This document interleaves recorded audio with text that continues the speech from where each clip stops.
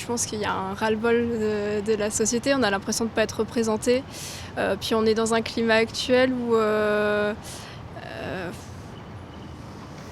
je pense que les gens ne croient plus.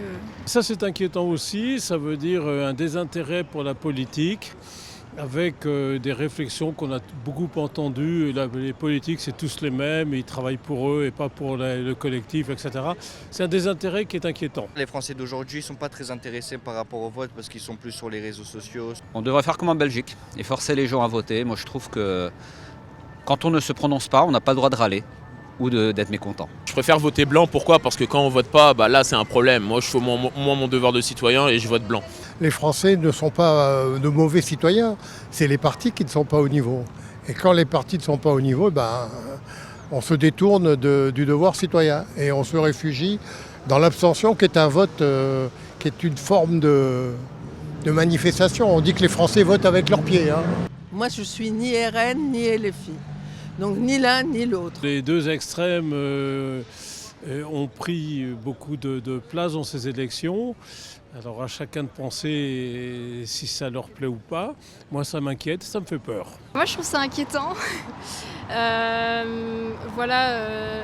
ne suis pas affiliée à quelconque parti en particulier.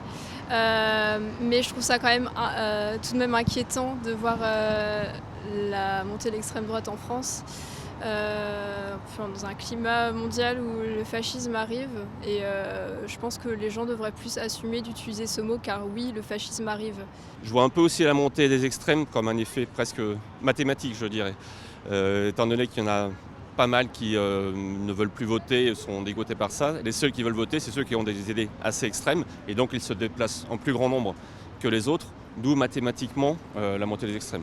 Après, c'est peut-être aussi un peu ce qui m'aide à me rassurer en disant que pour les présidentielles, normalement, les gens sont un peu plus concernés. La politique locale n'est pas représentative de la politique nationale. Il n'y a pas de clientélisme ou très peu à l'échelle nationale. Il y a beaucoup de clientélisme à l'échelle locale. Donc on achète des voix.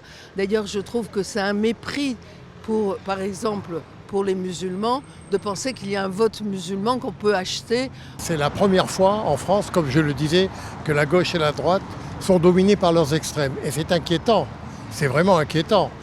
Et ça veut dire quoi ? Ça veut dire que si on laisse faire, au second tour des présidentielles, il y aura des représentants des deux extrêmes. Alors que le Français de base, qu'il soit de droite ou de gauche, il est spontanément réformiste. Il ne veut pas casser la baraque. Mais les partis réformistes de droite et de gauche n'ayant pas été à la hauteur de leur tâche, bien les Français ils se réfugient soit dans l'abstention, soit dans le vote extrémiste. Et ça c'est inquiétant pour une démocratie mature comme la France.